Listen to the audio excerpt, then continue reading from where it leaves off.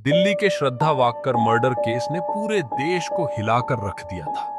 ठीक इसी तरह का एक दिल दहला देने वाला मामला हैदराबाद से सामने आया है, जहां एक पति ने अपनी पत्नी की हत्या कर दी।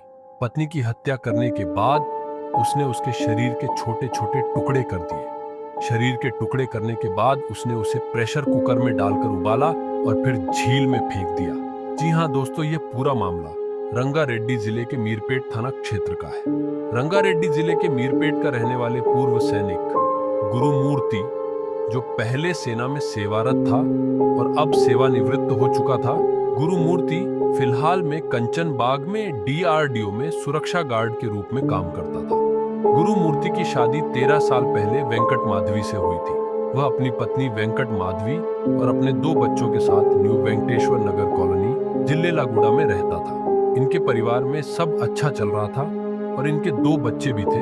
पति की नौकरी न होने के कारण इनके बीच कभी कभी झगड़ा भी हो जाया करता था। ऐसे ही एक दिन जब गुरुमूर्ति काम के लिए घर से निकलता है, जब शाम को घर आता है तो वह देखता है उसकी पत्नी घर पे नहीं है और उसके बच्चे भी अपनी नानी के गए हुए थे। जब पत्नी घर आती है तो गुरुमूर्ति उससे सवाल करने लगता है। माधवी उसके सवाल का कोई जवाब नहीं देती है। इससे गुरुमूर्ति को गुस्सा आ जाता है और इसका गला दबाकर मार देता है। उसने शक के आधार पर झगड़े के बाद पत्नी की हत्या की।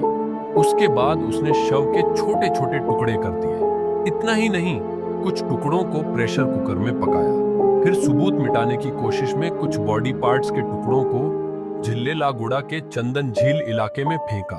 कैसे हुआ मामला दर्ज? गुरुमूर्ति की पत्नी वेंकट माधवी हफ्ते भर से लापता होने के कारण वेंकट माधवी का कोई पता नहीं चलने पर वेंकट माधवी के माता पिता ने 13 जनवरी 2025 की सुबह को मीरपेट पुलिस स्टेशन में गुमशुदगी की शिकायत दर्ज कराई थी। पुलिस ने केस दर्ज कर मामले की जांच में जुट गई। गुरुमूर्ति और अन्य परिजनों से पूछताछ करने पर पता चला कि गुरुमूर्ति और उसकी पत्नी का कुछ दिनों से झगड़ा चल रहा था। पुलिस को शक हुआ पत्नी से झगड़ा होने के बाद गुरुमूर्ति ने ही अपराध किया होगा। इसके बाद पुलिस ने मामले को गंभीरता से लेते हुए गुरुमूर्ति को हिरासत में लेकर उससे सख्ती से पूछताछ की। पहले तो उसने छुपाने की कोशिश की, लेकिन आखिरकार पुलिस के आगे हार मान ही गए। फिर उसने अपना गुनाह कबूल किया। मीरपेट पुलिस का कहना कि इस हत्या मामले की जांच जारी है और जल्द ही पूरा विवरण सामने आएगा। उम्मीद है दोस्तों आपको यह जानकारी पसंद आई होगी और ऐसे ही इंफॉर्मेटिव वीडियो देखने के लिए क्राइम टीवी को सब्सक्राइब करें और जब तक अपना और अपने परिवार का ख्याल रखें। हम मिलेंगे किसी और वीडियो में एक नए टॉपिक के साथ। नमस्ते।